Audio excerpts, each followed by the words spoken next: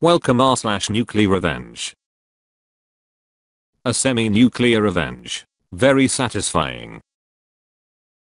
I come from a really small town. Think of the littlest, most nothing happens here city extended layover in your flyover state nightmares, and my hometown is even more quiet than that. Think, half a mile or more between neighbors, a single main street downtown, one McDonald's, one department store, one movie theater with 3 screens, where everyone goes Friday and Saturday night. Church every Sunday, everyone knows everyone else, or at least knows their business. The whole city is invested in the fortunes of the high school football team, that sort of place. Graduating class of 60. Not because the senior class was dumb. It was just a tiny high school. I didn't really fit in at school, and kind of was a loner by choice. I cringe about it, now that I'm almost 26, but I was a wannabe emo/goth rocker. I still got invited to party with the other kids, not because they liked me, necessarily, but because there just wasn't many people to invite. My mom baked cookies and cakes for church, and when she wasn't doing that, she cut hair in the town's one salon. My dad owned an internet cafe for a while when those were hot. Once everyone even in our little nowhere town got Wi-Fi, he turned it into a tax service. Business is always slow, because most people did their own taxes, but he didn't really depend so much on his business. He served 20 years as a petty officer in the Navy, and so he and mom got by on his pension. In high school, I worked at the private burger place that competed mostly unsuccessfully against the town's single chain fast food restaurant. My boss always told me I should ask my mom to cut my hair, to stop looking like a dang girl. No thanks, old man. So, with all this boredom everywhere, you can imagine the sensation Miss Amber Fontaine caused when the high school hired her to be the 11th and 12th grade English teacher. Miss Fontaine was of French extraction and had moved to America in her later teens to go to college in New York. She was only 24 and very beautiful. She spoke perfect English, but did so with a very pleasant accent. Obviously, all the guys loved her, and lots of women hated her. She appeared oblivious to all the attention, however, and just stuck to her job. Really, we didn't know too much about her. She mostly kept to herself and nobody ever saw her hanging out with any men in town, and it wasn't for lack of the men's trying. It soon became clear that she wasn't into dating any of the men our city had to offer. Much later on I found out that she had just taken a job in our small town to gain experience, with a future goal of being a college professor in a big city. A sort of 2-year plan. Obviously I had a crush on her. We all did. It was and still is a small church-going town, so nobody really acted out on his urges, or tried to harass her or anything like that. As guys, we'd talk about how hot she was amongst ourselves. Usual locker room stuff teenage boys do, but that was it. My one real out of school experience with Miss Fontaine was when she stopped by the burger joint I worked at and saw me working there. She told me I had a nice smile and that she wished I smiled more because in school I was always frowning because I was in my emo everything sucks phase. When the food preppers came up with her food and handed it to me to give to her, I was impressed and not at all surprised that she ordered a salad. She didn't strike me as someone who ate the greasiest lot we sold there. In school the following Monday she smiled at me in the hall and I smiled back. Then she said, "You're learning," but not in a condescending or patronizing way. Just a fun, kidding way, and I exchanged a smile with her every time after that. And that was the extent of my great high school romance with Miss Fontaine. Exchanged a few hellos and smiles during my senior year, when I was 17. Things changed the following year, though. I was 18 and still working at the burger joint, when Miss Fontaine comes by the restaurant. "Oh hey, op," she says, and asks with real seriousness, "Are you going to college?" I tell her the truth. I'm working with my band. I cringe about this period in my life, too, playing guitar and saving money for community college. Only sort of truth about the last thing. Honestly, most of my money I spent on weed and ecstasy. I was the main vocalist in addition to being guitarist, and our band's only other members were Jerry the bassist and Gabe the drummer. Both of them were just out of high school, like me. And, like me, they had no plans to go to college. Gabe worked at the same burger joint as me, and Jerry, who had been one of my best friends in high school, ironically worked at the chain fast food restaurant down the street from my restaurant. Our lives at this time revolved around wasting our youth, skateboarding, getting high, and playing in our punk band. We like to think that we played an emo/punk/metal fusion, but looking back our sound hasn't aged well. Miss Fontaine tells me that, now that she's in her second year of teaching, she has a better sense of how to do things. She tells me that she wished that her current students were as well behaved and put in as much effort as me. I earned mediocre grades throughout school, but consistently earned in English, because I like to read. She says she'll see me around. A few days later she comes into the restaurant again, and we get to talking, and she asks me if I'd like to go to a movie. I can tell she's bored, because there's really no one her own age for her to hang out with in town, or if there are, they're all lame. I think we both get the feeling that it's natural we should hang out. And now that I was completely out of high school and she wasn't my teacher, and we were both adults, by this time I was newly 18, and she had just turned 25, why not? So, that's how it started. We'd meet up in the early evenings, totally innocent, and go to the movies, or to dinner at the one good restaurant in town. Miss Fontaine was cool about letting me slide when it came to paying for our dates, because she knew I made minimum wage. It was actually me who started to push our relationship to the next level. After a while I started to hold her hand when we walked places, and finally we started kissing. Never in front of anyone. She taught me a lot of French words and phrases over the next summer and fall while we were going out. My parents knew I was sort of dating my former teacher, but since it was keyword former they didn't really raise any stink about it. Miss Fontaine would always try to convince me to go to college, but she did see our band play a few times when we got a rare gig at the roller rink, and she was nice enough to not tell us what she really thought of us lol. We didn't have sex until we had been dating casually for nearly 2 months. That was my idea too, but she admitted that she really liked me and she wanted it to happen ever since we reconnected earlier that year after I had graduated. I'm not the kiss and tell type, but my bandmates sort of knew that the dynamic in my relationship with Ms. Fontaine, she had been Amber ever since we first made out, had changed. They appeared cool with it. I stopped doing so much dope and really began putting money away to save for college. The JC near my house was super cheap. Amber would often tell me she thought about applying there for work, but said that she really wanted to move to the West Coast or back to the East Coast to teach at a college. Eventually, she told me she'd like me to come with her. After a few months, I was in love with Amber, and she was in love with me too, she said. We didn't throw our relationship in people's faces or show public affection, but it's not like we pretended not to know each other either. Amber had come around the house and my parents really liked her and thought she was a great influence on me. I didn't exactly cut my hair, but I was neater and more presentable, and eventually I really did begin enrolling in JE classes at the local 2-year. But then, things went downhill fast. Out of seemingly nowhere, Amber got called in for a meeting with the local school board.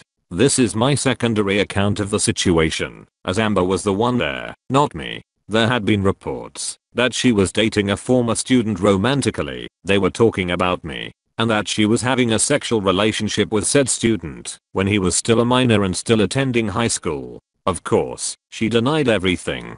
Of course, they believed nothing. She had sent me a desperate text, and since ours is a small town, I think I've mentioned that a couple of times already. I was at that meeting in literally 10 minutes. I told them the truth, that I was in Ms. Fontaine's class in 12th grade, and that I was her student. That was all. I told the truth, that we reconnected several months after graduation, and only then did we begin dating. And I was over 18. The opinion of the board was essentially, look son, we appreciate the noble effort you're making to defend your friend's honor, but we are looking for the truth here, not omissions. I insisted that I was telling the truth, and not trying to cover anything up. After a lot of tears, Amber was simply warned that it wasn't becoming of a teacher to be seen with students outside campus, even if they're former students. And we assumed that was all. We were really wondering who complained about us, or who would make up tales about us having sex, while I was still a minor and a student of Amber's. I was staying at Amber's apartment by this time. I kicked in a portion of the rent, of course. I had even met her parents, albeit only on webcam. They are good people. They don't speak a lot of English, but Amber filled them in on missing pieces. They knew my age and they were cool about it. We assumed it was just small town gossip, and that it would blow over. Boy, were we wrong. Over the next several weeks after Amber's meeting with the school board, vicious rumors started to spread about her. I won't insult your imagination. You know what people were saying. One day my boss at the burger joint just told me he had to let me go. Some flim-flam excuse about the store losing money, and my hairstyle was driving away customers. Whatever, dude. Amber told me it wasn't my fault, and promised to support me while I looked for another job. But then one day, she got fired too. She was working as a probationary teacher. It meant that during her first 2 years, she could be fired for any reason, and actually, no reason had to even be given. Explanations were for those who earned tenure. We both knew why she was getting fired, but the district strongly implied that it was simply because she was an ineffective teacher. In her defense, I looked at the data on the district website, and the number of students from our school who did well on standardized tests in her subject area leaped by double-digit points during the time she was a teacher there. Her numbers were far above the state average, and to this day, since her departure, those same scores have nosedived. Amber told me that students tended to respond well to her, and she was very popular among the students. It was true that she was immensely popular when I was a student, and I'll assume the same carried true the year after I graduated. Aside from the obvious fact that she was eye candy, she was simply a good teacher and a good person, and that's why the kids liked her. Lots of students threatened to riot when she was fired, but being the non-dramatic, non-attention seeking person she is, Amber asked them to just focus on their studies and doing well, and helping their new teacher adjust when he or she arrived to take her place. My dad told her she ought to sue the district, but Amber didn't want the drama. Besides, she said, she was allowed to resign, so that it wouldn't show up on her record as her having been fired. Also, she said that the district promised not to try to revoke her teaching credential. Her own parents suggested maybe she ought to come home to France, but she insisted on sticking it out in America. My parents were cool, in that they offered to let her move in with us, while she figured her life out. She's lucky that her parents are well off, because they gave her some money to relocate to California. She asked me please to come with her, that she loved me, and we could start new there. I've always wanted to move to California, so I jumped at the chance. My parents were happy that I was in a relationship with a good person who obviously cared about me and gave us some money too. We got an apartment together in the Los Angeles area. Neither of us drove, so we both got bikes to get around. Our new area was a world apart from my old life, though I know Amber's own teenage years were in Paris, so Los Angeles wouldn't be as much of a culture shock for her. I immediately enrolled in a local community college and got a job as a waiter in a popular French restaurant. Our gimmick was that some of the servers actually spoke French. Over the last several months Amber had taught me a lot of French, so I was a popular server in that restaurant because I gave it authenticity. Unfortunately for Amber, the school district misled her about her teaching license. When they promised not to have her license revoked, they spoke the truth, but they left out the part where they would attach an official reprimand to it that accused her of inappropriate relations with students under her charge. So, whenever Amber applied for teaching jobs, this would immediately come up as a red flag on her applications. Another surprise red flag was that schools that she applied to would notice that she was fired from her last job. "No, I wasn't," she'd say. "I resigned." "Yeah, but it says here you were forced to resign to avoid termination for cause." Amber is 7 years older than me, but I think in some ways I know a lot more about how nasty Americans can be than her. Everywhere she went, doors would slam, career-wise. She appealed to the state teaching license organization, and they said they'd look into it, but months later, nothing came up. Calls to her former school resulted in her getting the runaround. No one knew anything. So, For the next several months I was paying our day-to-day bills and helping to support Amber, though I must acknowledge that the loans both our sets of parents gave us helped tremendously and we couldn't survive without them. Finally, one day, Amber tells me, you know what? F***ck trying to teach public school. Oh, and I'm pregnant. So, 2 pieces of good news. Many months later, Amber and I are happily married. Wedding was beautiful, in sunny Los Angeles. Amber's parents and mine, and our families all attended. We had a pregnant honeymoon in France. We now have a son, Richie Lou. I'm closing in on earning my AA in information technology. I've been promoted to maitre d' at the restaurant, and have health benefits for my wife and son. We live in a studio apartment, but at least it's a huge studio, and it's enough for now. Amber stays home with the baby, but she also teaches online English and French courses for a private school.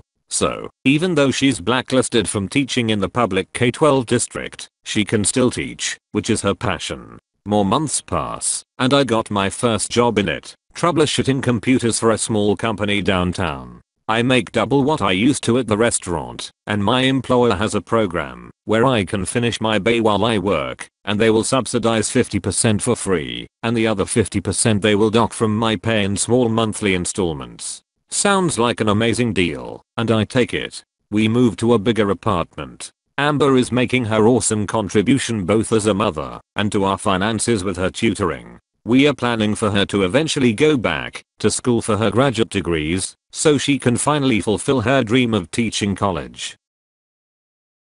Oh, more good news. Opus. I'm pregnant again. Life is sweet, haha. So, while everything is going awesome, one day I get a text from mom. She was at a local school board meeting with her neighbors regarding a bill proposal to hire more teachers. Apparently over the past few years, the population has grown, and the high school needed to expand. So now it's a 2-horse town, mom says. While she was at the meeting, my mom ran into Jerry's mom. Jerry, the bassist from my old band, that I quit once I got into a serious relationship with Amber. My mom never met Jerry, or his mom. Or at least in a way that connected them to me. The reason was because I never brought Jerry around our house. Because, for a couple of years, Jerry was my drug supplier. He had the hookup for anything you wanted. Well, what does all this have to do with anything? My mom doesn't know Jerry's mom, but she hears her and some other lady talking about me and Amber. My mom heard them saying that Jerry had been the one to tell everyone about Amber and me supposedly having sex before I graduated, and his mom went straight to the school board. Their names as informers were protected under confidentiality. I had lost touch with Jerry over the years and had stopped playing music with him long ago. I knew he resented all the time I was spending with my chick. It's a shame, because he used to be such a good friend of mine. It sucked that he was behind getting my now wife and mother of my child and soon to be children fired from her career. Jerry's mom was a teacher at Amber's former school of employment. It became a joke of ours that his mom had such a huge stick up her regarding prim and proper behavior and was a goody two-shoes teacher whose didn't stink. Yet her kid Jerry, a student at her school, is basically the biggest drug dealer in town. Also, looking back, I know he had a crush on Amber too, and probably always resented that I got to be in a relationship with her while he didn't.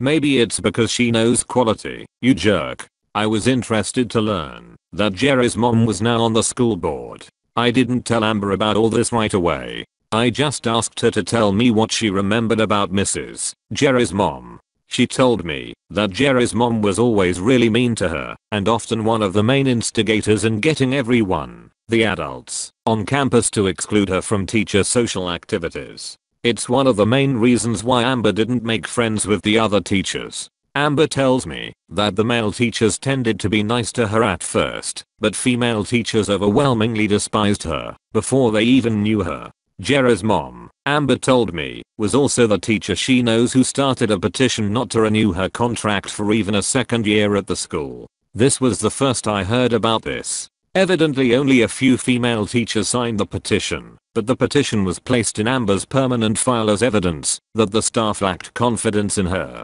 They were basically setting her up to be fired, even though she was doing a good job teaching, and the students liked her. Well, I'm more Cali than Iowa these days, but I still keep in touch with a few kids, now grown up, I knew in school, including Gabe the drummer from our old band. From what I hear, Jerry manages the burger joint I used to work at, because the old guy who owns it retired. I have a social media account, but only use it to contact people in emergencies. I never update anything. My profile is practically blank, online. I'm not one of those people who checks it daily or uploads pics of my lunch. Didn't post about marrying, or having kids, or moving to LA. I told the people that matter directly. Jerry was still my friend on social media, even though we stopped talking ages ago, so I clicked on his profile. Yep, he definitely managed my old place of employment. I clicked on his friends and family's profiles, and recognized his mom, my old history teacher. She was on the school board now, sanctimonious as ever. I think I mentioned before that I came from a small town, and in a small town, there often isn't anything for bored kids to do other than do dumb stunts and do drugs. And for the biggest loser kids of all, a group that included me, we were dumb enough to record ourselves partying and talking sh*t and doing the aforementioned drugs. That's exactly what my band used to do all the time. Whenever we had a show, we'd go around taping ourselves using our cell phones. We'd take video of us rocking out, skating, drinking beer in the vacant lot, and take video of us getting high. We'd also talk to the camera. I haven't thought about the old recordings in years, but I never erase them from my old phones. I'm the kind of guy who hoards his old cell phones, not because I think they'll increase in value, or that I find them especially interesting, but I kind of think of them like file cabinets of my past, because I don't erase anything. Aside from phone numbers, I don't really transfer data from one phone to its successor, easy as it would be. My current boss knows I used to do drugs, and they don't care. In it, I'm told, everyone used to get lit, and many still do. I ask my wife, offhand, if her new job knows about what happened in our old town. She says yeah, but that they don't care about any of that. They only care that she teaches expert level conversational French. That's what their clients, many of them traveling professionals, demand. Many of her coworkers, she tells me, had real felonies on their records, but her employer was a firm believer in rehabilitation. Copacetic. So I check some of my old videos and find what I need. I have no trouble finding videos of Jerry getting high as a. That's like practically every video. And in practically every video, he brags about how his parents know he's a druggie and a dealer and want to ship him off to the army and make a man out of him. The video I really want is, nope, it's not on this phone. Maybe the LG. Nope, just more of Jerry rolling on ecstasy at a rave we snuck out of state to attend when we were in 11th grade. Maybe my old Galaxy? Bingo. Jerry talks about how his mom knows all about his drug use and sometimes even smokes weed herself with his dad. And how they caught him with cocaine once and yelled at him, and his dad kicked his, but then Jerry came home the next day from school to find that his mom was coked out on the kitchen table, and she had called in sick that day. The video was timestamped. I think that'll do. I still don't tell Amber. It would only upset her, in her condition. But I ask my mom for the contact info of all the people who are on the little town school board. I already know the school's basic email address, and I graduated not that long ago, and most of the administrators are still mid-career at my former high school. I still have their emails. The files where Jerry exposes himself as a coked out drug dealer, with his mom having full knowledge of the fact, and her husband even indulging in the drugs themselves. The next day Amber asks me, while she's feeding our son, "Honey, why are you so happy?" I tell her, and she starts crying. "No, I'm not sad," she assures me. "I'm just so happy you did this for me." Then me, Amber, Richie Lou, and our bun in the oven go for a walk, because it's such a nice day. Still need a haircut. Not getting one. Do I even need to say what happened afterward? All this ancient history shouldn't matter. But in a small town, it's devastating. The videos are just of Jerry talking trash. Who knows if he's even telling the truth? Doesn't matter. In a small town, gossip becomes gospel. Kind of like how everyone believed Amber and I were before I turned 18, even though that was 0% true, and they ran us out of town on a rail. My parents had to endure the fallout of my disgrace when I left town years ago with that French tramp, as all the idle busybodies have dubbed my wife. Mom and dad made their peace with it and have numbed themselves to the slurs and always stood up for us. They are what's good about small town America. Jerry got fired from his job. Police searched his house, that is to say, his mom's house, and found a lot of drugs. Evidently, when the rumors went flying that Mrs. Jerry's mom had a drug-dealing son, kids busted for drugs at the high school caved under pressure to admit who hooked them up. Oopsie. So he was telling the truth. Jail for you. You seek blocking D*UCHEBAG. His mom was summarily dismissed from her job, along with all the appropriate blacklisting, that being a drug abusing, child endangering, fraud committing public official entails. My mom wasn't clear on the details, but there's a possibility she had her husband might face jail time too. It came out that Jerry's dad had been cheating on his wife for years with a woman from the church. They want to leave town, but can't pending court case. Until then, they'll just be hated to their face. I'll hate them from across the country. Small town. Everyone knows everyone. Or, at least their business. Which means sooner or later word will slip. People will drop the "it's confidential" charade and figure out that I was responsible for a family's downfall.